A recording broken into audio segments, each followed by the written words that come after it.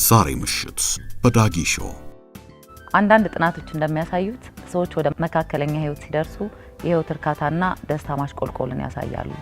ብዙውን ጊዜ ይህ ከ35 እስከ 60 ዓመት ባለው እድሜ የሚከሰት ሲሆን አንድ ሰው ሁሉንም የህይወት ዘርፎች ወይም ጠቅላላ ስኬቶች፣ ስራ፣ ቤተሰብ፣ ማንነት ወዘተ መገምገም የሚጀምርበት የህይወት ወቅት ነው።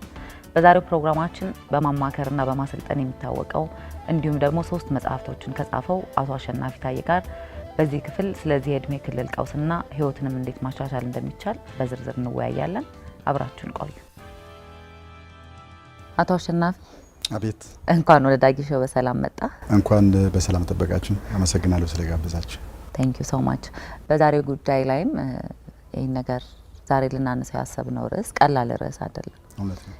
በጣም ብዙ ሰዎች ላይ የሚከሰት አብዛኛው ሰው ደግሞ ምን እንደሆነ እንኳን ሳያውቀው የሚከሰትበትና ራሱን ብዙ ጥያቄ እንዲጠይቅ የሚያደርገው ርዕስ ነውና እዚህ ላይ ደግሞ አንተ ልምዱም ስላለ ስለመጣ በጣም ደስ ብሎኛል። እኔም በጣም ደስ ብሎኛል። አመሰግናለሁ በጣም። ስለ ሚድ ላይፍ ክራይሲስ ወይም ደግሞ የመካከለኛ ህይወት ቀውስ የሚለውን ርዕስ ይዘን ተነስተናልና አንደኛ ሚድ ላይፍ ክራይሲስ ምንድነው? ለምንስ ይከሰታል የሚለውን በደንብ እስቲ እንጫወትበት። መረጃዎቹ እንደየምንጩ የሚለያይ ነገር አላቸው። ግን ጠቅለል አድርገን ስንወስድ ሚድ ላይፍ ክራይሲስ ወይም ደግሞ የእድሜ ኩሌታ ቀውስ ሰው በህይወቱ ውስጥ እንዲከሰት የሚጠብቀው ነገርና በገሃዱ በእጁ ላይ ያለው ህይወት በጣም የተራራቀ ሲሆን የሚፈጥረው ስሜት የሚያስከትላቸው ውጤቶች ናቸው። ውጤቶቹ ናቸው ቀውስ የምንላቸው ውጤቶቹን ነው። ስለዚህ ሰዎች ከልጅነታቸው ጀምረው የሚያስቡት ነገር አለ፣ መሆን የሚፈልጉት ነገር አለ፣ በልባቸው ውስጥ የሚያሞቃቸው ነገር አለ፣ ፓሽን አላቸው፣ ስጦታ አላቸው። ሰዎች በተፈጥሮ እዚህ ምድር ላይ ሲመጡ ምናልባት ዝርዝር አድርገው ግልጽ አድርገው ላያውቁት ይችላሉ እንጂ እያንዳንዱ ሰው ውስጥ የሆነ ዝንባሌ አለ፣ የሆነ ኢንክሊኔሽን አለ። ብታደርጊው እዛ አካባቢ ላይ ብትቆይ፣ ህይወትሽን እዛ አካባቢ ላይ ብታሳድጊው፣ ብታጎለብቺው፣ ብታበለጽጊው ላንቺ ብቻ ሳይሆን ለብዙ ሚሊዮን ሰዎች የሚተርፍ ነገር ከአንድ ሰው ውስጥ መውጣት ይችላል። ያ ከውስጥ የምንሰማው ግፊት የሚሰጠን አንድ ኤክስፔክቴሽን አለ፣ አንድ ስሜት አለ። በገሃዱ እዚህ ዓለም ላይ ስንኖር ደግሞ በህይወታችን ውስጥ የሚያልፉ የተለያዩ ነገሮች አሉ። በተለይ እንግዲህ አሁን ወደ መካከለኛ እድሜ እየተጠጋ ስንሄድ ሙከራዎች ማድረግ እንጀምራለን። ለምሳሌ ሃይ ስኩል ውስጥ ከነበርን ወደ ዩኒቨርሲቲ እንገባለን። ዩኒቨርሲቲ ግራጁዌት ካደረግን በኋላ ኤክስፔክት የምናደርገው የህይወት ውጤት አለ ማለት ነው። ከዛ ግራጁዌት አድርገን ስራ መያዝ ከሆነ የምንፈልገው ስራ እንይዛለን፣ ወይም የራሳችንን ስራ እንፈጥራለን፣ ወይም ከሀገር መውጣት ሌላ የሆነ ሀገር መኖር ከሆነ እናደርገዋለን። አላገባንም ነበር እናገባለን። በህይወታችን ውስጥ እነዚያን በልባችን ውስጥ ያሉትን ኤክስፔክቴሽኖች ያሟሉልናል የምንላቸው ነገሮች እናደርግና ያገኘነው ውጤትና የምንጠብቀው ነገር በጣም እየተራራቁ ሲሄዱ ጥያቄዎችን መጠየቅ እንጀምራለን። እነዚህን ጥያቄዎች ለመመለስ ደግሞ ትግል ውስጥ እንገባለን። አንዳንድ ጊዜ ለምሳሌ የገንዘብ ችግር ከሆነ የሚያጋጥመን የገንዘቡ ችግር ለመፍታት 2-3 ቦታ መስራት፣ አንዳንድ ጊዜ ደግሞ ሬቱ በሰዓት የሚከፈለው ሬት ትልቅ የሆነበት ሀገር ልንሄድ እንችላለን። ሌላ ትምህርት እንማራለን። የምናደርጋቸው የተለያዩ ነገሮች ይኖራሉ፣ ያን ችግር ነው ብለን ያልነውን ነገር ለመቅረፍ ማለት ነው። ከዚያ በኋላ ግን በውስጥ በኩል ያለው ማንነታችን እስካልተለወጠ ድረስ ውጫዊ ለውጦች የምንፈልገውን ውጤት ሊያመጡ ስለማይችሉ ትግሉ እየጠነከረ ይሄዳል። በውስጥ በኩል ያለውን ፍርሃት እየጠነከረ ይሄዳል። ስለዚህ አሁን እዛ እድሜ ገደማ ሲደርሱ ሰዎች በአብዛኛው የሚያሳዩት ነገር ምንድነው ማለት ነው? ስላለፈው ዘመን መጸጸትና የሚመጣውን ዘመን በዛ ጸጸት ውስጥ የመመልከት ስሜት አለ። ያ ስሜት የሚፈጥራቸው የተለያዩ አይነት ባህሪያዊም ከባህሪ ውጭ ያሉም ነገሮች ይኖራሉ። በባህሪ ብንመለከት ለምሳሌ በቀላሉ ቁጡ መሆን፣ ድባቴ ውስጥ መግባት፣ መደበት፣ አንዳንድ ጊዜ ደግሞ ስሜቶቻችንን አግባብ ባልሆነ መንገድ መግለጽ፣ ከግንኙነቶች ውስጥ ማፈግፈግ፣ ሰውነታችን ላይ የሚታዩ በሽታዎች ሊከሰቱ ይችላሉ። እነዚህ ነገሮች እየዋሉ እያደሩ በዚሁ መንገድ የሚቀጥሉ ከሆነ ክሮኒክ ለሆነ በሽታ ሊያጋልጠን ይችላል። በጣም ሌላኛው የመጨረሻው አጽናፍ ጋር ከሄድን ደግሞ ኢቨን ሱሳይድ ራስን ማጥፋት አይነት ስሜት ውስጥ ሊከተን ይችላል ማለት ነው። ስለዚህ ይሄ ከምንድን ነው የሚመጣው ማለት ነው? የምንጠብቀው የህይወት አይነት ነበረ። አሁን ደግሞ በገሃድ በእጃችን ላይ ያለ የተጨበጠ ህይወት አለ። ሁለቶቹ መካከል ያለው ጋፕ በጣም እየራቀ ሲሄድ እንደገና ያን ለመፍታት ደግሞ ያለንን መላ ያለንን አማራጭ ሁሉ ተጠቅመን ሳይፈታ ሲቀር ፍራስትሬት እንድናደርግ ያደርገናል በወደፊት ዘመን ውስጥ። ከዛ ተስፋ እየቆረጥን ያዘንን የሚረዱን የሚመስሉን ሰዎች እናማክራለን፣ መጻፍቶችን እናነባለን። የማታ ማታ ግን ዋናውን የችግሩን መንስኤ ካላገኘ ነው ችግሩ ከመፈታትና ወደ ምንፈልገው አቅጣጫ ከመሄድ ይልቅ እየጠነከረና አይነቱና ስፊሩ እየሰፋ ይሄዳል። ይሄ ሰዎችን ምን ያደርጋቸዋል ማለት ነው? በህይወታቸው ውስጥ ተስፋ እንዲቆርጡና አልቲሜትሊ እኔ ማን ነኝ? ምንድነው የማደርገው እዚህ ምድር ላይ? ለምንድነው የተፈጠርኩት? ለምንድነው ለእንደዚህ አይነት ስቃይ ለመሰጠት የተፈጠርኩት? ፈጣሪን ኩዌስችን እስከ ማድረግ ድረስ የሚደርሱ ሰዎች አሉ። ስለዚህ ይሄ ክራይሲስ እንደየሰው የመንቃት ፍጥነት አንዳንዱ ቀድሞ ይመጣል። በ20ዎቹም ዓመት ውስጥ ኤክስፔሪየንስ የሚያደርጉ ሰዎች አሉ። አንዳንዱ ወደ 30 እና 40 እድሜ መካከል ኤክስፔሪየንስ የሚያደርጉ ሰዎች አሉ። አንዳንዶቹ ደግሞ እያረጁ ሲሄዱ በተለይ ወደ ጡረታ አካባቢ እየተጠጉ ሲሄዱ ከህይወት የጠበቁትን ነገር ወደ ኋላ ተመልሰው ሲያዩት ሙሉ በሙሉ አሁን ከሚኖሩት ህይወት ጋር በጣም የተራራቀ ሲሆን አጨልመው ይመለከቱታል። ምንድን ሊሆን ነው ከዚህ በኋላ? በጡረታ የሚያገኙትን ገንዘብ ያውቁታል፣ የሚኖሩበትን ዓለም ያውቁታል። ብዙ ነገር ያዩና ህይወታቸውን ነው የሚጠይቁት። ሁ አም አይ ምንድን ነው እዚህ ምድር ላይ የመጣሁበት ምክንያት ወደሚል ነገር ይመጣሉ ማለት ነው። ይሄንን ነው እንግዲህ ክራይሲስ ብለን የምንጠራው። ወደ አንተ ህይወት እንምጣና ሚድ ላይፍ ክራይሲስ የምንለው ነገር አንተ ህይወት ውስጥ አጋጥሞ ያውቃል ወይ? ካጋጠመስ መቼ አካባቢ ነበረ? ምንድን ነው የተፈጠረው? ለምን እነዚህ ነገሮች የምንጠይቅበት ምክንያት በጣም በዚህ ነገር ውስጥ እያለፉ ያሉ በጣም ብዙ ተመልካቾቻችን አሉ ይሄን ፕሮግራም እየተመለከቱ ያሉትና ያ ነገር ደርሶበት ያንን ነገር ተወጥቶት ከዛ ደግሞ ለሌላ ሰው ለመርዳት ከሚሞክር ሰው መስማት ለብዙ ሰው ጥንካሬና ትምህርት ይሰጣል ብዬ አስባለሁ። በትክክል ደርሶብኛል። የዛሬ 12 ዓመት ገደማ ባህር ዳር ዩኒቨርሲቲ አስተምር ነበር። የቴክስታይል ጋርመንትና ፋሽን ዲዛይን ቴክኖሎጂ ኢንስቲትዩት ባህር ዳር ዩኒቨርሲቲ ውስጥ ካሉ የቴክኖሎጂ ተቋማት መካከል አንዱ ነውና ፖሊ ውስጥ ማለት ነው። እዛ አስተምር ነበር። ፖሊ ግቢ ውስጥ ከመምህራን መኖሪያ ቤት ውስጥ ነበር የምኖረው። ሰዎች ህይወታቸውን ለመለወጥ የሚያስፈልገው ነገር በሙሉ አለኝ ብዬ ነበር የማስበው። እተጋለሁ እስከ ምሽቱ 8 ሰዓት እስከ ምሽቱ 7 ሰዓት አንዳንድ ጊዜ 9 10 ሰዓት አመሻለሁ። የማታ ማታ ግን ተቆጥሮ አንድ የሚሞላ ድምር የለውም እና በህይወቴ ውስጥ ደስተኝነት አልነበረም። በጣም አዝን ነበር በሆነው ነገር። ምንድነው የሆንኩት? እውቀት ነው የሌለኝ? ማወቅ የሚገባኝ የሆነ ትሪክ ነገር አለ ሰዎች የሚያውቁት? ስኬታማ ሰውና እኔ መካከል ምንድነው ልዩነት? በቃ ይሄ በጣም እየጠነከረ መጣ። ጋብቻዬ ጫፍ ላይ ደርሰው ነበር። ልንፋታ ነበር ከሚስቴ ጋር። የመጀመሪያ ልጄ የተወለደበት ጊዜ ነበር። ያ ጊዜ ኦልሞስት በቃ አንድ ቤት ነው እንጂ የምንኖረው ኤኒ ሞመንት ላይ ወደ ሁለት ቦታ ሊሰነጠቅ የሚችል አይነት ግንኙነት ነበረ። ጤናዬ በጣም መጥፎ ሁኔታ ላይ ነበር የነበረው። ከምንም ነገር በላይ ግን ዑደት የሚፈጥር ከኔ ጋር ስራ ቦታ የሚሄድ ተመልሶ ቤት የሚመጣ ተመልሶ ስራ ቦታ የሚሄድ ተመልሶ እኔ ጋር የሚመጣ ደስተኛ ያለ መሆን የማደርገው ነገር ትርጉም ያለ መስጠት ነገር በጣም በከፍተኛ ደረጃ ህይወቴ ውስጥ ነበር። ሄዶ ግን የሚገርመው ነገር አንደኛው ችግር ሌላኛውን ችግር ያጠናክረዋል፣ ልክ ነፍስ ይሰጠዋል። የደስታ ማጣት ግንኙነቶችሽን በጣም አፌክት ያደርጋል። ግንኙነትሽ አፌክትድ ከሆነ በስራ ቦታ ያለሽን ስኬታማነት ያለሽን ምርታማነት በጣም ይቀንሰዋል። እሱ ደግሞ ዞሮ ጤናሽ ላይ በጣም ከፍተኛ ተጽዕኖ አለው። ቤቴ ውስጥ የሚኖሩትን ሰዎች ሁሉ አፌክት እስከሚያደርግ ድረስ የኔ አኗኗር። ከዛ በኋላ ምንድን ያደረግኩት ማይሆን ደረጃ ላይ ሲደርስ ኦልሞስት በእኔና በሞት መካከል በጣም ትንሽ ቀዳዳ ሲቀር በዛ ደረጃ ደርሶ ነበር። ኦልሞስት። ስለዚህ ከዛ በኋላ የሚገፋበት ምንም የቀረ መንገድ ስለሌለ ጥያቄ መጠየቅ ጀመርኩኝ። እኔና እጅግ በጣም ሰማይ ጠቀስ ስኬት ያሳኩ ሰዎች መካከል ያለው ልዩነት ምንድን ነው? መጠየቅ ነው የጀመርኩት። ስለዚህ አንተ ሚድ ላይፍ ክራይሲስ ከስኬት ጋር በተያያዘ ነው። ይሄን ሁሉ እየፈጋው ይሄን ሁሉ እየሰራው እዛ ጋር መድረስ የምፈልግበት ህልም ላይ ለምን አልደረስኩም? ህልሜንም አላውቀውም። የኔ ትልቁ ክራይሲስ ደግሞ እሱ ነው። እንደውም በምሳሌ ልነግርሽ፣ አንድ ጊዜ በዛኑ ሰሞን ከኔ ጋር አብረው የሚኖሩ አንድ በጣም እንቀራረብ ጓደኞች ነበሩና ሁለቶቹ ጓደኞቼ እንቀራረባለን በዚህ እርካታ በማጣት በምናደርገው ነገር ውስጥ። ከለታት አንድ ቀን አባይ ማዶ የሚባል ሰፈር አለ። አውቃለሁ፣ እኔ ባህር ዳር ዩኒቨርሲቲ ነው የተማርኩት። ኦኬ። ስለዚህ አባይ ማዶ ነው ተከራይቶ ይኖር የነበረው። እሱ ቤት ምሳ አዘጋጅቶልን ልንበላ ምሳ ሰዓት ላይ ተቀጣጠርን። ልክ ምሳችን እንደበላን ልናወራ ማለት ነው በዚህ ጉዳይ ላይ። እነሱም ስኬታማ እንዳልሆኑ ያምናሉ፣ ደስተኛ አይደሉም። ከዛ ልክ ምሳ በልተን መነጋገር ጀመርን። አጋጣሚ ሆኖ ከጉጉቴ የተነሳ እኔ ነበርኩኝ ስብሰባውን ስመራ የነበረው። ከዛ እስኪ አንተ አረዳ፣ ምንድነው ማድረግ የምትፈልገው በህይወት ውስጥ? ምንድነው ማሳካት የምትፈልገው? እስኪ ንገረን አለው። የሆኑ የተሻሉ ናቸው እኛ ከነበረን ነገር፣ ግን የሆነ ነገር አለ፣ ግን ቁልጭ ያለ ነገር አልነበረም። ማለት ማሳካት የሚፈልገው ነገር ኤግዛክትሊ እንደዚህ ነው፣ የምፈልገው እርዳታ እንደዚህ ነው፣ ምደርሰው እንደዚህ ነው፣ መድረሴን ማቀው እንደዚህ ነው በሚል መተንተን የሚችል ነገር አይደለም። ዝም ብሎ ግርድፍ ነገር። ወደ ሁለታችንም ደግሞ ወደ አቤኔዘር የሚባል ነው አንደኛው ጓደኛችን፣ ወደ እሱ ዞር ምንድነው ማሳካት የምትፈልገው? እሱም እንደዚህ አይነት ነገር አለ። ሁለቶቹን እኔ ስለነበርኩኝ ቃለ መጠይቅ ሳደርግ የነበርኩት ሁለቶቹ ደግሞ ወደ እኔ ዞሮ በጉጉት አንተስ ምንድነው ማድረግ ማሳካት የምትፈልገው? አሸናፊ ምንድነው ማድረግ የምትፈልገው?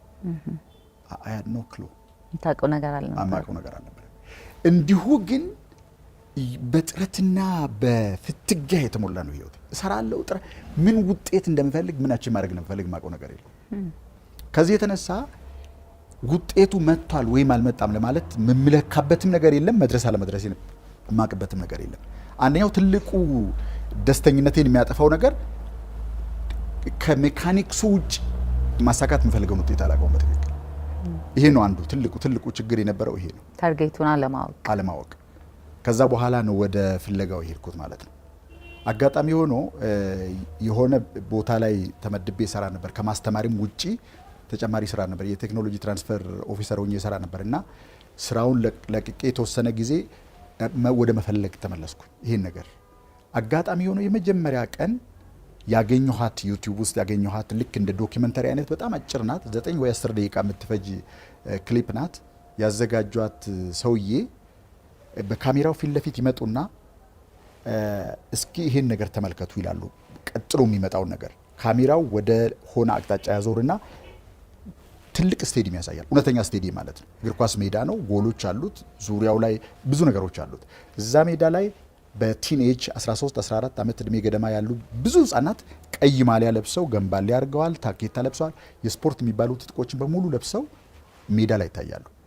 የሰውየው ልጅ እንዳሰልጣኝ ነው ሚና ሲጫወት የነበረው ቦታው ላይ። ከዛ በኋላ ህጻናቶቹ መካከል የተሰጣቸው ኢንስትራክሽን ይሄ ነው። ኳሱን መካከላቸው ላይ ያስቀምጥና ተጫወቱ ይላቸዋል። ህጻናቶቹ ኳሱን ወደ ደረሰበት አቅጣጫ ይከተሉታል። የደረሰበት ሰው ይመታታል። በዚህ መንገድ ሲንገላቱ ቆዩና ካሜራው ከነሱ ጋር ያነሳና ወደ ስቴዲየሙ ዳርቻ ላይ ያመጣል። የሆነች ውሻ ታልፋለች በዛ በኩል። ከሚጫወቱት ህጻናት የተወሰኑት ይከፈሉና ወደዛ ይሄዳሉ። ከዛ በኋላ ወደ ሰውዬ ይመልሳል ካሜራው እና ሰውዬው ጋር ያመጣና ምንድነው ገረማቸው አይደል? ህጻናቶቹ እንደዚህ ይጥራሉ፣ ይለፋሉ፣ ይሰራሉ። ከቅድም ጀምሮ አላረፉም፣ ግን አንድም ግብ አላሳቁም። አብዛኛው ነፍስ አወቅ ሰው፣ አብዛኛው አደልት ሰው በዚህ አይነት መንገድ ነው የሚኖረው። በጣም ብዙ ዝርዝር ነገር ተናገረ። ግን የገረመኝ ነገር ልክ ጭንቅላቴን የመታኝ ልክ መጥቶ የኔን ህይወት አይቶ ሄዶ ስለኔ የሚያወራ ነው የሚመስለው። የኔን ህይወት ነበር ሲያወራ የነበረው። ከዛ ወደ ኋላ ቪዲዮ መለስኩና አየሁት። የሰውየውን ስም ዶክተር ስቲቨን ካቬ ይባላል። ኢትዮጵያ ውስጥም በአማርኛ የተተረጎሙ ብዙ መጽሐፍቶች አሉ። አዲስ አበባ ከተማ ውስጥ The 7 Habits of Highly Effective People የሚል መጽሐፍ የጻፈ ሰው ነው። እና የሚገርምሽ ነገር ይሄ ነገር ከመከሰቱ ከ8 ወር ቀድሞ አንድ ቬሪክ ስኪክ የሚባል ጀርመናዊ ኮረስፖንደንት ሆኖ ከጂአይዜድ ከኛ ዩኒቨርሲቲ ጋር አብሮ ይሰራ ነበር። እሱ ወደ ሞሮኮ በእድገት ምክንያት ሲሄድ ያን መጽሐፍ ገዝቶ ለኔና ለአንድ ጓደኛ ይሰጥቶናል። በውስጥ ሽፋኑ በኩል ገልጦ ይኸውልህ አሸናፊ ይሄን መጽሐፍ ብታነበው ህይወትን ይለውጠዋል፣ ገቢህን ይለውጣል፣ ከቤተሰብ ጋር ያለኝ እንግዲህ ይሄን አንብበው እባክህ ብሎ ሰጥቶኛል። ከሌሎች መጽሐፍቶች ጋር ጠቅልዬ ፓኬጅ አድርጌ አካዳሚክ መጽሐፍቶች ጋር ዲፖዚት አድርጌ ቪዲዮ ላይ ስሙን ሳየው አስታወስኩት። እዛ መጽሐፍ ላይ ያ መጽሐፍ እንደሆነ ሰውየው ግን መጽሐፉ እጅ ላይ ነበር። ያን ከ8 ወር በፊት እጅ ላይ ነበር መጽሐፍ ነው። ከዛ ገባሁና አነበብኩት። ልክ አንብቤ ሲጨርስ 36 ዓመት ሙሉ የኖርኩት ምን ማሳካት እንደምፈልግ ሳላቅ ቢያንስ እየኖርኩት የነበርኩት ህይወት ሰው ከእንቅልፉ ነቅቶ በሰመመን እንደሚሄድ አይነት የነበር ህይወት ነው የአብዛኞቻችን ህይወት። ስለዚህ እንደገና ሌሎች ነገሮችን መፈለግ ሄድኩኝ። ቀጥሎ እጄ ላይ የወደቀው መጽሐፍ የዶክተር ማክስዌል ማልትዝ መጽሐፍ ነው። ሳይኮ ሳይበርኔቲክስ የሚል መጽሐፍ ነው። 1960 ላይ ነው የተጻፈው መጽሐፉ። የፕላስቲክ ቀዶ ጠጋኝ የነበረ ሰው ነው። እጅግ በጣም ታዋቂ ሰው ነው። በአሜሪካ በአውሮፓ በጣም ፋይን የሆኑ የቀዶ ጥገናዎችን ነው የሚያደርገው። ግን መጨረሻ ላይ የደመደመውን መሰለኝ ልክ 61ኛው ዓመቱ ላይ ሲያደርገው የነበረው ሰዎችን እንደማይለውጥ ነው ያየው። ፕላስቲክ ሰርጀን ነው። ፕላስቲክ ሰርጅን ነው። አፍንጫዬ ተጣሟል ብለው እሱ ጋር ይሄዳሉ። አፍንጫቸውን ያስተካክላል። በጣም ፋይን የሆኑ ሰርጀሪዎችን ነው የሚያደርገው። ቆዳዬ ተጨማዷል ይላሉ፣ ቆዳቸውን ይዘረጋል። ስስቅ አርቲፊሻል ይመስላል፣ ሳቄ ጡንቻው ያስተካክላል። ማያደርገው ነገር የለም። ከንፈሬ ትልቅ ነው ያሳንሰዋል፣ ትንሽ ነው ያተል እንዲህ አይነት ነገሮችን ሰራ የነበረው። እንትን ከማድረጉ በፊት ግን ቀዶ ጥገናውን ከማድረጉ በፊት ግን በተለያየ አቅጣጫ ፎቶግራፍ ይነሳሉ እነዛ ሰዎች። በላይ በተወሰነ አንግል፣ ከታች፣ ከቀኝ፣ ከግራ በተለያየ አንግል ፎቶዎቹን ከተነሱ በኋላ ካታሎግ ይደረጋል ያ ፎቶ። ቀዶ ጥገናውን አድርገው የመዳኛ ጊዜውን ካለፉ በኋላ ትክክለኛ የማቹሪቲ ጊዜ ላይ ሲደርሱ ደግሞ እንደገና ፎቶ በዛው ስኬል ይነሳና ጎን ለጎን እያደረገ ያሳያቸዋል። በብርሃን አስተላላፊ ትራንስፓረንት ወረቀት ላይ በስኬል እያሳያቸው አይሽ አይደል አፍንጫሽ እንደዚህ ነበር አሁን እንደዚህ ሆኗል። በፍጹም ዶክተር ማልትስ ጋብቻ የፈረሰው በዚህ አፍንጫ ምክንያት ነው። nothing changed ምንም የተለወጠ ነገር የለም ይሉት ነበር። መጨረሻ ላይ ኮንክሉድ ያደረገው ነገር ምንድነው? ሰዎች በውስጥ በኩል ውስጣቸው የሚያዩት የሆነ ሰው አለ። ያን መልክ እስካልለወጥን ድረስ በውጭ በኩል ያለው ነገር የትኛውም ቢለወጥ፣ ገቢ ቢለወጥ፣ ምናምን ቢለወጥ፣ አገር ቢለወጥ የሚለወጥ ነገር የለም። ስለዚህ ይሄንን ኮንሴፕት ነው ሰልፍ ኢሜጅ ብሎ የጠራው። ሰዎች ራሳቸውን የሚያዩበት መንገድ እስካልተለወጠ ድረስ ምንም አይነት እድል ውስጥ ብንከታቸው ጨለማ ውስጥ ነው የሚኖሩት። የመጀመሪያው መለወጥ ያለበት በውስጣቸው ያ ሰልፍ ኢሜጅ ነው። አብዛኞቹ የሚድ ላይፍ ክራይሲስ የሚደርስባቸው ሰዎች ህይወታቸውን የሚቆጣጠረው ውጫዊው ዓለም ነው የሚመስላቸው። ወይ ኢኮኖሚው፣ ወይ የመንግስት ፖሊሲ፣ ወይ ያሳደጉን ወላጆች፣ ወይ አለቃቸው፣ ወይ የሆነ ሰው ይመስላቸዋል። በውስጣቸው ራሳቸውን ያሰሩበትን እስር ቤት ግን አያዩትም። ስለዚህ ይሄንን ዲስከቨር ካደረገ አንድ ሰው በተአምር ወደ ነበረበት ህይወት ተመልሶ መኖራችን በቃ ከዛ ወጥቷል። ያንን ማሰብም አይፈልግም። አለቀ። ኤክስፕሎር እያደረግኩት ስመጣ ሄጄ ወዴት መጣሁኝ? እኔ ብቻ ነበርኩኝ እንደዚህ የምኖረው ወይስ ሌሎች ሰዎች ናቸው? የመሰለል ስራ ደግሞ ጀመርኩ ማለት ነው። ከጓደኞቼ ጀምሬ አብረውኝ የሚሰሩ በጣም ትልልቅ ስም ያላቸው በስማቸው ብዙ ፊት ለፊት ታይትል የሚጻፍላቸው ሰዎች፣ ትላልቅ ሀብት ያላቸው ሰዎች አጋጥሞኛል። በዚህ ሂደት ውስጥ እያየሁ በሄድኩ ቁጥር ያየሁት ነገር ሰዎች በደመ ነፍስ ነው የሚኖሩት። አክቹአሊ ሳይንስም የሚለው ምንድነው? ኒውሮ ሳይንስ የሚለው አይናቸውን ከፍተው እያዩ ጆሮአቸውን ከፍተው እየሰሙ ሰዎች በንቃት ያሉበትን ቀን ከ16ቱ ሰዓት ውስጥ ከ95% እስከ 98% ጊዜያቸውን ደመነፍስ ነው የሚነዳው። አንኮንሽስሊ ነው የሚኖሩት። ያ ማለት ምን ማለት ነው? ደመነፍሳችን ውስጥ የሌለውን ፕሮግራም ለማምጣት መጣርና ያን ፕሮግራም የምንፈልገውን ውጤት የሚያመጣውን ፕሮግራም ውስጣችን ጭነን ናቹራሊ ፍሎ ማድረግ የተለያዩ ህይወቶች ናቸው ማለት ነው። አብዛኛው ሰው በጉልበት ስራ ነው ህይወቱን መለወጥ የሚፈልገው ኤንድ ዳዝንት ቼንጅ። ያ ነው ያን ክራይሲስ የሚፈጥረው አእምሯቸው የሚሰራበትን መንገድ ስለማያውቁ ማለት ነው። ቬሪ ኢንትረስቲንግ። አሁን ከፕላስቲክ ሰርጀሪውም ጋር ተያይዞ ሳስታውስ ማይክል ጃክሰን በጣም በተደጋጋሚ ፕላስቲክ ሰርጀሪ ያደርግ ነበርና ዓለም ላይ ያለ ገንዘብ አለው። እውነት ነው። ፍቅር በአድናቂዎቹ ደግሞ የተሰጠው ፍቅር አለ። እሱን የማይወድ ሰው አልነበረም እና ምን ደረጃ ደርሶ ነበር? ፕላስቲክ ሰርጀሪ ማድረግ ሁሌ ኮንስታንትሊ ስለሚፈልግ ዶክተሮቹ አንስቴዣ ያደረጉለትና ማደንዘዣ ኦልሬዲ አድርገንልሃል ይሉታል። ሻም ሰርጀሪ ይሰራል። ምንም ሳያደርጉለት። ለምን? ያ ሰርጀሪ ካልተደረገ እሱ ውስጥ ያለው ነገር አይቀየርም። አፍንጫው በምን ደረጃ እስከ መፍረስ ድረስ ደርሶ ነበርና እሱም ትልቅ ኤግዛምፕል ሊሆነን ይችላል። ዓለም ላይ ያለ ዝና፣ ዓለም ላይ ያለ ገንዘብ፣ ዓለም ላይ ያለ ፌም፣ እውቅና ሁሉ ነገር ኖሮት ማይክል ግን ራሱን የሚያይበት መንገድ ሌላ ነበረ። አንዳንድ ኢንተርቪዎቹንም አስተውላቸው ከሆነ ራሱን የሚመለከትበት መንገድ ድሮ የነበረው መልኪያ ቆንጆ ጥቁሩ ልጅ በጣም የሚያምር ልጅ ነበር። ግን ማይክል እንደማያምር አፍንጫው ሰፊ እንደሆነ ከአባቱ ጋር የመመሳሰል ነገር እንዳለው መቀየር እንዳለበት ቆዳው መንጣት እንዳለበት ያው ሬሲዝሙም የነበረውም ነገር ስላለና አንዳንዴ ከውስጥ ወደ ውጭ ካልኖርን ከውጭ ወደ ውስጥ ከኖርን ህይወታችን ውስጥ አሁን የተባሉት አንተ ህይወት ውስጥ የገጠሙ ነገር ሁላችንም የማይገጥምበት ምክንያት የለምም እየገጠመንም ነው ያለው ብዬ አስባለሁና በጣም ለሁላችንም የሚያስተምር ነገር ነው አሁን የነገርከን ታሪክ። ስለዚህ ዛሬ አሁን አንተ አሸናፊ ሆነ ራስህን አሸንፈው ካንተ አልፎ ደግሞ ሌሎቻችንን የሚያግዙ ነገሮች እየሰራህ ነው የምትገኘው። እውነት ነው። በትክክል ያለፉት 12 ዓመታት ህይወት ውስጥ ትልቅ ነገር ያመጡ በትክክል እና እንኳን ደስ አለህ። ኮንግራቹሌሽንስ። ትልቅ ስኬት ማለት ይሄ ነው። ራስን ማወቅ ምን እንደሚፈልጉ ማወቅና እችን የተሰጠችንን አጭር ህይወት እዚህ ምድር ላይ በትክክሉ በአግባቡ መኖር ሌላ ነገር የለውም።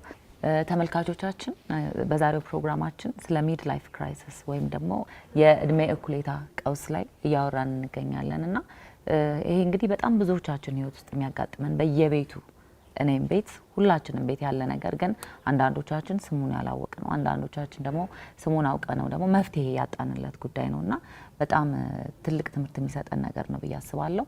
አብራችሁን ቆዩ። እስከ ራስ ማጥፋት የሚደርስ ነገር ሊያደርጉ ይችላል። እንደ ትላንትና ማታ ደስተኛ የሚመስል የነበረ ሰው እንደ ነገ ጠዋት ሌላ እርምጃ ሊወስድ ይችላል። ተመልሰናል። አብራችሁን ቆዩ። ኢትዮጵያ ውስጥ እንግዲህ በጉልምስና እድሜ ከ35 ደግሞ እንዲሁም ትልቅ አዋቂዎች እስከ 50 ዓመት ድረስ ያሉ ሰዎች የሚያጋጥማቸው ትላልቅ ፈተናዎች ከአይምሮ ጋርና ከሚድ ላይፍ ክራይሲስ ጋር ተያይዞ የሚያጋጥማቸው ትልቅ ነገሮች ምንድን ናቸው ብለህ ታስባለህ? እጅግ በጣም ብዙ ናቸው። መገለጫዎቹ የተለያዩ ናቸው። ለምሳሌ በሶስት መልክ የሚገለጥ ህይወታችንን ወደ መሻሻል ያመጣል ብሎ ያሰቡትን ነገር በሙሉ ወደ ማድረግ ለምሳሌ አሁን አንዱም ሲያሳይ የነበረው ኢትዮጵያ ውስጥ የተሰሩ የተለያዩ አይነት ጥናቶች አሉ። ከትዳር ጋር በተለይ ብዙዎቹ በአንድ ጣሪያ ስር የሚኖሩ ሰዎች ትዳራቸው ሪል እንዳልሆነ፣ አንዳንዶቹ ሀብት ላለመካፈል፣ አንዳንዶቹ በማህበረሰቡ የሚመጣባቸውን ያው እንግዲህ እንደ መቅለል ተደርጎ ስለሚወሰድ እሱን ለማስወገድ እንዳይከሰት ለማድረግ አብረው ይኖራሉ። በጣም ብዙ ሰዎች ትክክለኛ ኑሮ አይደለም እየኖሩ ያሉት። የሚገርመው ነገር ደግሞ እሱ ወደ ልጆች ይጋባና ቤት ውስጥ የሚያዳምጣቸው ሰው የሌላቸው፣ ትኩረታቸው ወዴት እንደሚሄድ ስጦታቸው ምን እንደሆነ የሚከታተል ሰው ስለሌላቸው በቀላሉ ወደሚያዳምጣቸው ሰው ሲሄዱ በቀላሉ ይዟቸው ከሚሄደው ሰው ጋር ሶስት ቦታ የሚሄድ እንዲህ አይነት ነገሮች በወጣቶቹ ላይ የምናየው በነገራችን ላይ ዩኒቨርሲቲም አካባቢ ይሄን ነው። መጠጥ ቤት በመሄድ እግር ኳስ በማየት ከሚሰማን ስሜት የሚያወጡንን የተለያዩ ነገሮች በማድረግ ሰዎች ለመወጣት ይሞክራሉ። በተለይ ሴቶች ጋር የኢንዲቪጁዋል ኮቺንግ ፕሮግራሞችም ስላሉን ማየው ነገር ምንድነው በጣም ትልቅ የማህበረሰቡን ሸክም ተሸክመው ያሉ ሰዎች ናቸው ሴቶች ማለት። እንደው ፖለቲካዊ ይመስለኝ ነበር በፊት እንደዚህ ሴቶች ጋር የሚወራው ነገር። ልጆቻቸው ላይ ያንን ነው መልሰው ሪፍሌክት የሚያደርጉት። ወንዶቹም እንደነገርኩሽ ከህይወታቸውን ወደሚያሻሽል ነገር ከመሄድ ይልቅ ከዛ ነገር ሸሽተው ለጊዜው የሚደበቁበትን ነገር ፍለጋ የተለያዩ የሚያደርጓቸው ነገሮች አሉ። ወንጀል እስከ መስራት የሚዘልቁ ማለት ነው። ያንን ነገር ነው የሚያደርጉት። ይሄ ደግሞ በተለያየ መንገድ ተደብቆ የሚቀር ነገር ስላለው ሰውነታቸው ላይ የተለያየ አይነት በሽታ ያመጣል። አንድ ሐኪም ምን ብለው ነገሩኝ፣ አጋጣሚ ከትላንት ወዲያ የሆነ ቦታ ላይ ኢቨንት ላይ ነበርና አማራጭ ሕክምና የሚሰጡ ሰው ናቸው፣ ግን ኮንቬንሽናሉንም ሕክምና ያውቁታል። አብዛኞቹ አሁን በኢትዮጵያ ውስጥ እየተከሰቱ ያሉ በሽታዎች የማይተላለፉ በሽታዎች ማለት ነው፣ ሰውየውን የሚገሉ በሽታዎች የላይፍ ስታይል በሽታዎች ናቸው፣ የአኗኗር በሽታዎች ናቸው እና በከፍተኛ ፍጥነት አክሰለሬት እያደረገ ነው እየመጣ ያለው ብሎ ነግሮኛል። አመጋገብ ጭምር፣ ጠጣው መጠጥ፣ የሚጨሰው ሲጋራ፣ የሚዋልበት ቦታ፣ ስሜታቸውን የሚይዙበት መንገድ። አሁን አብዛኛው ሰው ስሜቱን ማኔጅ የሚያደርግበት መንገድ ነው 90% በሽታ የሚያመጣው ብሎ አስቀምጧል አንድ ዶክተር ጆን በርግ የሚባል ሰው። ቦትላፕ ማድረግም ጭምር ራስ ለራስ የሚይዞ መቀመጥ፣ አለማውጣት፣ ሼር አለማድረግ። ልክ ነው። ስለዚህ ይሄ በሰፊው አለ። በሴቶች ላይ ደግሞ በጣም ይበረታል። ደግሞ ወደሚቀጥለው ትውልድ ይተላለፋል። ለምን ብትይ ወንዱንም ሴቱንም የምታሳድገው ሴቷ ናት። በሷ ላይ ያለው ሰፕረስ አድርጋ የተቀመጠችው ስሜት በተለያየ በማታውቀው ጊዜ ቨንት ነው የምታደርገው በልጆቹ ላይ፣ በቤተሰቦቿ ጠቅላላ ላይ። እሱ ነው ደግሞ በጣም የሚያሳዝነው ነገር። ለምን ይሄ ዓለም እንግዲህ የመተካካት ነገር ነው። እውነት ነው። የኛ ቤተሰቦች ሲያልፉኝ ያለን እኛ ስናልፍ ልጆቻችን ይቀጥላሉና ምን አይነት ትውልድ ማፍራት ፈልጋለሁ የሚለውን ነገር ከማሰብ በፊት ራስ ደህና መሆን አለና ደህና ሳንሆን ስለ ልጆቹ ደህንነት ልናስብ አንችልም። እውነት ነው። ሶ ሜንታል ሄልዝ ምን ያህል አስፈላጊ እንደሆነ ብዙ ሰው እኛ ሀገር ያልተረዳነው ነገር ጨጓራ ህመም፣ ጉበት ህመም ኦር የተለያዩ ሜዲካል የሆኑ በሽታዎች ላይ አንደርስታንዲንግ አለ። ከአይምሮ ጋር የተያያዘ ህመም የአይምሮ ህመምተኛ ማለት እብድ ብቻ ነው ተብሎ የሚታሰበው የተሳለበት መንገድ ከድሮ ጀምሮ ያለ። የአይምሮ ህመም ግን እንዳልነው ድብርት አለ፣ ብስጭት አለ፣ የውስጥ ነገር አለመካፈል፣ ትንሽነት መሰማት፣ እኔ በቂ አይደለሁም ማለት፣ ይሄ ፌስ ማድረግ እኔም አልችልም የሚለው ይሄ ሁሉ የአይምሮ ህመም ነው እንግዲህ ውጭ ሀገር ላይና የአይምሮ ህመም ያልሆነ ሰውነት ላይ የሚታይ ህመም የለም። መጨረሻ ላይ ይገናኛል ማኒፌስት ያደርጋል ሰውነታችን ላይ። ምክንያቱም አእምሮን የሚያየው አናየውም። አእምሮን ልክ አሁን መኪናሽን ስትነጂ እንትኑ ላይ ኮንትሮል ቦርዱ ላይ ነዳጅ ማሳያው በጣም ዝቅተኛ ነዳጁ እየጠፋ እንደሆነ እያለቀ እንደሆነ ቀይ ቢያበራና ምንድነው 10 ጊዜ እንትን የሚያደርገኝ ብለሽ መስተዋቱን ከፍተሽ ቺፕ ኦፍ አድርገሽ ያችን ምልክቷን ብታጠፊያት መፍትሄ ይኖራል? አይኖርም። መኪናው ይቆማል ነዳጁ ስላለ። አዎ ያን ወደ ነበረበት ቦታ እንዲመለስ ፉል እንዲሆን ማድረግ ካስፈለገ ችግሩ ያለው ሌላ ቦታ ነው፣ ማሳያው ላይ አይደለም። ሰውነት እንደዛው ነው። ሰውነት ላይ አይደለም በሽታ የሚከሰተው፣ አእምሮ ላይ ነው በሽታ የሚከሰተው። ያ የተከሰተውን ነገር ስለማናየው ግን አለርት ሲስተሙ የሚያሳየን ሰውነት ላይ ነው። ሰውነት ላይ የተከሰተውን ነገር ሄደን ችግሩ ያለበት ቦታ ላይ ሶልቭ ስናደርገው ሰውነት ወደ ነበረው ናቹራል ፍሰት ይመለሳል። የምናደርጋቸው የተለያዩ ነገሮች አሉ። እኛ እንኳን ኤኤፍቲ፣ ሳይኬ፣ ፖኖፖኖ የተለያዩ ሲዶናሜትር በጣም ብዙ አይነት ቴክኒኮች አሉ። ሰውነት ራሱን በራሱ ማዳን እንዲችል ወደ ተፈጥሯዊ ፍሰት ውስጥ እንዲመለስ ሰውነታችን ውስጥ ያለውን ኢነርጂ ባላንስ ማድረግ ይቻላል። ሂል ያደርጋል። በደንብ ሂል ያደርጋል። ከስንት በሽታ ራሱ ሂል አድርገን እንድን አይደል? በጣም ትልቅ ፖይንት ነው የተነሱት። ትልቁ ደግሞ እንግዲህ የሚድ ላይፍ ክራይሲስ ካራክተሪስቲክ ላይፍ ውስጥ ስታክ ማድረግ ነው። በቃ ሁሉ ነገር አይሞላም። ቢሞላም እዚህ ውስጥ አይሞላም። ትክክል። እና እዚህ ላይ አሁን አንዳንድ ነገሮች ለማየት እንደሞከር ነው ሆፕ የለም። በቃ ፊውቸር ላይ ምንም ሆፕ የለም። ከዚህ በኋላ እኔ ከዚህ የተሻለ ስራ መስራት አልችልም፣ ከዚህ የተሻለ ትዳር ሊኖረኝ አይችልም፣ ከዚህ የተሻለ ጤና የለኝም የማለት ነገር እና እዛው ስራ ዴድ ኤንድ የሆኑ በቃ ስራዎች ላይ ወደ የትም ህይወቱን የማይቀየር ውስጥ የመቀመጥ ነገር አለ። ዝም ብሎ ደግሞ መፈለግ አዲስ ስራ፣ ስሜት፣ አዲስ ሪሌሽንሺፕ፣ እዚህ ትዳር ውስጥ ሆኖ ሌላ ነገር ትዳር መፈለግ፣ ጤና መፈለግ፣ ግን ተግባር አለማድረግ እና ስለ እነዚህ ካራክተሪስቲኮች እስቲ አንዳንዶቹን ብትለን። ሰዎች እያደጉ እንዳልሆነ ሲሰማቸው ይሄ ስታክ የማድረግ ፊሊንግ ሲሰማቸው ከዛ ስሜት ለመላቀቅ ነው እንጂ የሚፈልጉት መፍትሄ አይደለም። አክቹአሊ የሚፈልጉት ቴምፖራሪ ፊክስ። አዎ ስሜቱ በጣም መጥፎ እንትን ስለሚሰጥ ፔን ስላለው ኦልሞስት የህመም አይነት ባህሪ ስላለው ከዛ የሚወጡበትን መንገድ ነው የሚፈልጉት። ስሜታቸውን የሚገዙባቸው 3 መንገዶች አሉ በመሰረታዊ በሆነ መንገድ ሰዎች። አንደኛው ወደ ውስጥ ማመቅ ነው። ልክ እንደ ፕሬሸር ኩከር ወደ ውስጣቸው ያመቁታል። ይታመቅና ዞሮ የታመቀ ወደ ውስጥ የታመቀ ነገር ስለማይቀር ወይ በአልሰር መልክ ወይ በካንሰር መልክ ወይ በልብ በሽታ መልክ ወይ በሆነ መልክ ራሱን መግለጡ የማይቀር ነገር ነው። ወደ ውስጥ የማመቅ ነገር የሚሰሩ ሰዎች አሉ። በተለይ ሴቶች ወደ ውስጣቸው ነው የሚያመቁት። አንደኛው ስሜት የሚከለክሉበት መንገድ ይሄ ነው። ያ ሲሆን ምንድን ነው የሚሆነው? በቀላሉ ስሜታቸው የመነካት፣ በቀላሉ የማዘን፣ በቀላሉ የማኩረፍ፣ በትንሽ ነገር የመደንገጥ አይነት ስሜት ታነቢባቸዋለሽ እንደዛ የሚሆኑ ሰዎችን። ሁለተኛው ደግሞ አግባብ ባልሆነ መንገድ መግለጥ ነው የሚሰማቸውን ስሜቶች፣ ወይ በቁጣ ወይ የሌሎች ሰዎችን መብት በመንካት ትክክለኛ ባልሆነ መንገድ መግለጥ ነው። ሶስተኛው ስኬፕ ማድረግ ነው።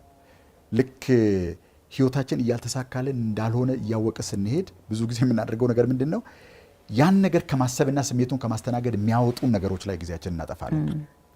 አሁን አንዳንድ ጊዜ አያለሁና በ40 ዓመት በ45 ዓመት ገደማ ላይ ያሉ ሰዎች ልጆቻቸው ትምህርት ቤት የሚሄዱበትን ብዙ ነገር ማሳካት ሲገባቸው በጣም ጥብቅ የሆነ ክርክር ሲያደርጉ ታያለች። በአውሮፓ ሊጎች ላይ ማንቸስተር እንደዚህ ማድረግ ነበረበት፣ እንትኑ በዚህኛው ደቂቃ ነበር እንትና መቀየር የነበረበት አይነት ክርክር ያደርጋሉ። ኮምፕሊትሊ ፉሊሽ የሆነ ነገር ማለት ነው። ብዙ ጊዜ ሰዎች የነሱን አለመሳካት በሌሎች ሰዎች ስኬት ስሜቱን ለማምጣት ከመፈለግ የተነሳ የሚውሉበት ቦታ ወደዛ ነው የሚሆነው። የሚመርጡት ጓደኛ፣ የሚውሉበት ሰፈር፣ የሚመርጡበት የመዝናኛ ቦታ ወደዛ ነው የሚሆነው። አንደኛው ቲፒካል ነገር ለመግለጽ ያህል ነው። አንዳንዶቹ ወደ ጭፈራ ቤት ይሄዳሉ። አንዳንዶቹ ጓደኞቻቸውን ጠርተው በጋጋታ ወደሚወራበት አይነት ቦታ ይሄዳሉ። ተመልሰው ሲመጡ ግን ቤታቸው ያው የነበረው ነገር ነው የሚጠብቃቸው።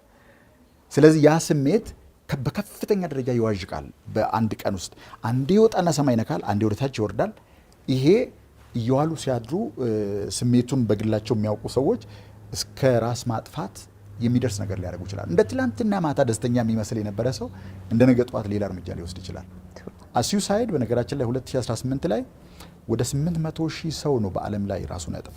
ይሄ በኢትዮጵያም ውስጥ ብዙ ምልክቶች እያሳዩ ነው። በተለይ ደግሞ ቲኔጅ እድሜ አካባቢ ላይ ያሉ ወጣቶች ላይ እየተከሰተ እንደሆነ በደንብ አድርገን እናውቀዋለን። ስለዚህ ምንድን ነው በአንድ ህይወታቸው ለተፈጠረለት ነገር ላይ ሳይሆን አልባሌ ለሆነ ወይም ደግሞ የዋዛ ፈዛዛ በሆነ ነገር ላይ ህይወታቸውን የማጥፋት ነገር ነው የምታይባቸው። ጊዜያዊ ፊክስ ከዛች ከነገሯ ለማምለጥ የሚደረጉ ነገሮች። ትክክል። ትክክለኛው ፊክስ ግን የቱ ጋር ነው ያለው ብትይ የተፈጠርክለት ነገር ምንድነው? ምንድነው እዚህ ምድር ላይ እንዳረግ የተላኩት? ሰዎች ወደ እድሜያቸው ወደ 40 45 50 እየተጠጋ ሲሄድ አካውንቴ ውስጥ ይሄን ያህል ቢሊዮን ዶላር ኖሮ መሞት ነው ፈልገው የሚል ሰው የለም። ምንድነው እዚህ ምድር ላይ ይዘህ የመጣው?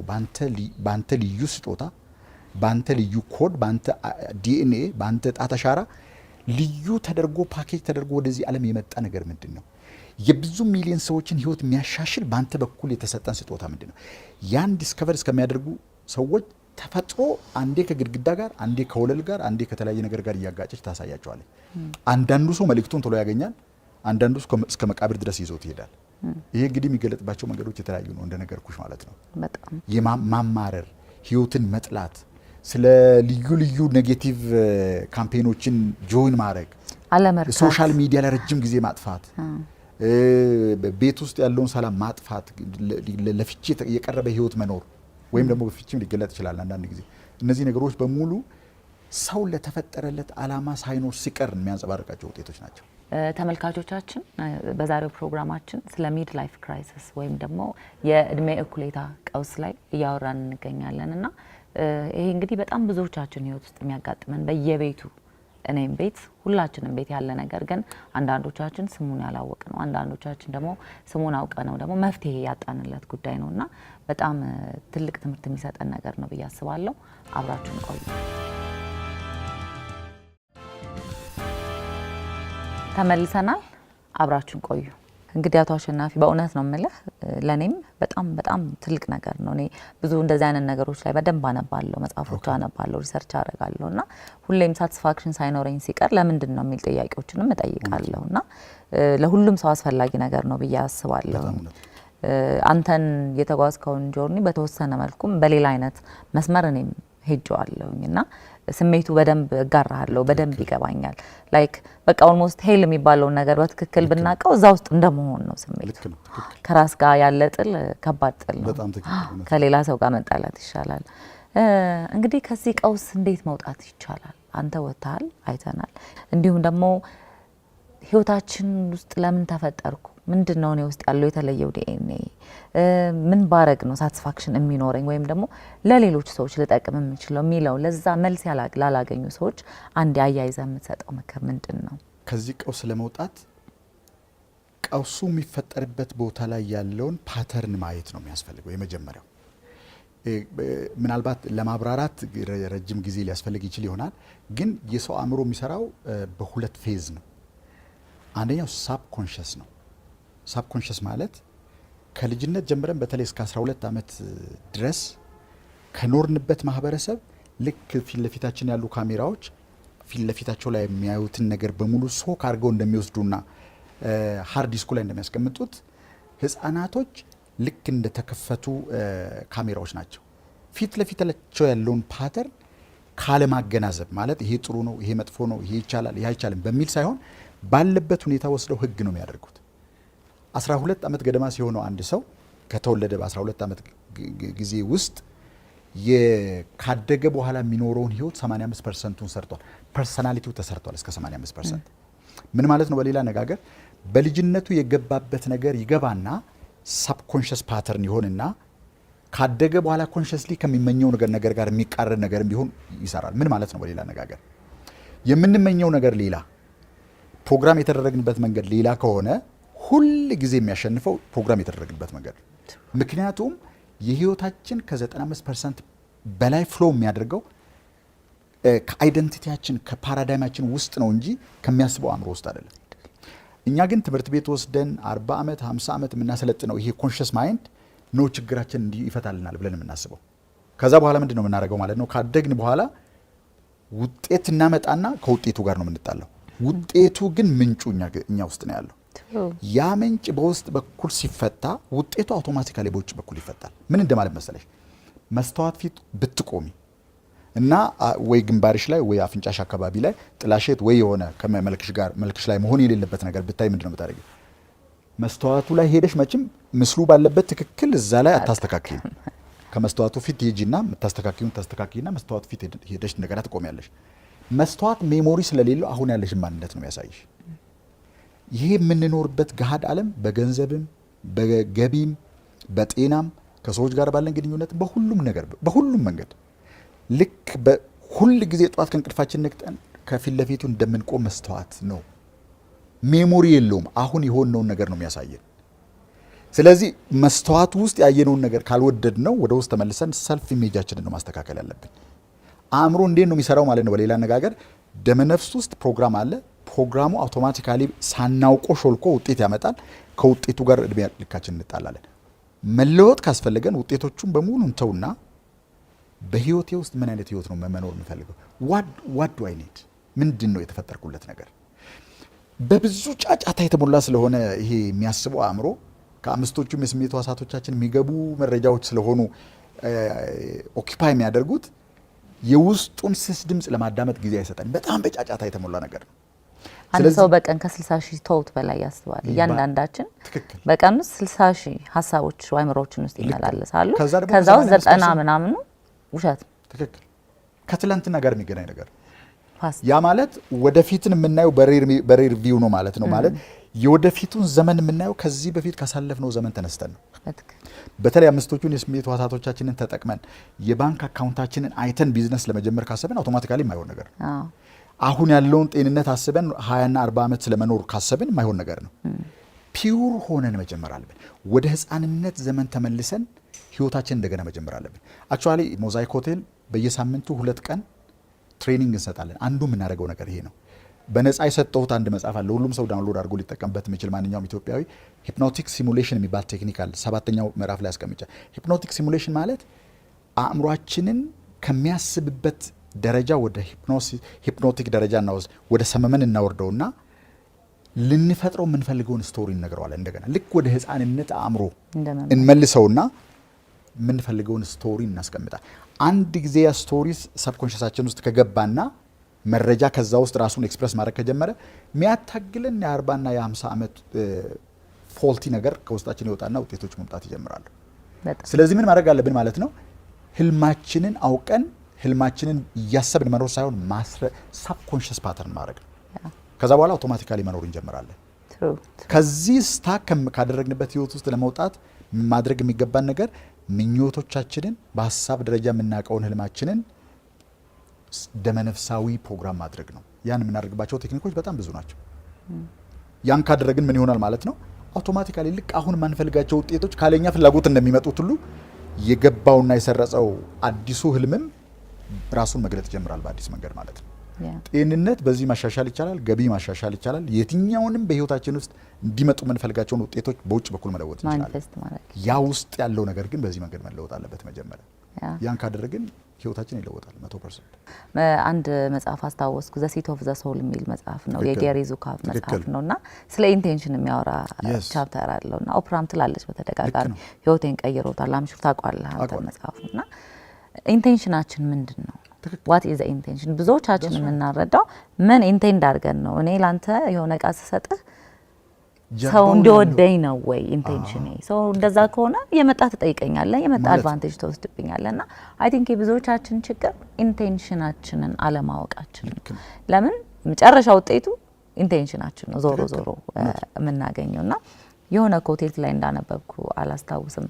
ኢት ሴይዝ the plan is not becoming anything, it's unbecoming everything we were የነበር unlearning ትክክል። ኃላፊውን ጊዜ ነው ዲት የሚያደርገው። በቃ መማር ሳይሆን የተማርነውን መልሶ አለመማር ነው ፕላን።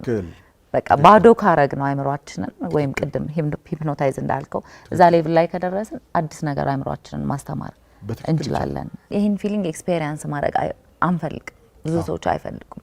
ሚድል ኤጅ የሚባለው እድሜ ላይ ተደርሷል 30 35 40 ዓመት ላይ እንዲያውም እኔ ብዙ ሰዎች እድሜያችንን የሚደብቁ ወይም እድሜያቸውን የሚደብቁ ሰዎችም ከዛ ጋር የተያያዘ ይመስለኛል። ምክንያቱም የተኖረው እድሜ እውነት ደስ የሚል ከሆነ እውነት የምንፈልገው ሪዛልት ከሆነ 80 ዓመቴም ቢሆን እድሜሽ ስንት ነው ሲባል 80 ዓመቴ አለ።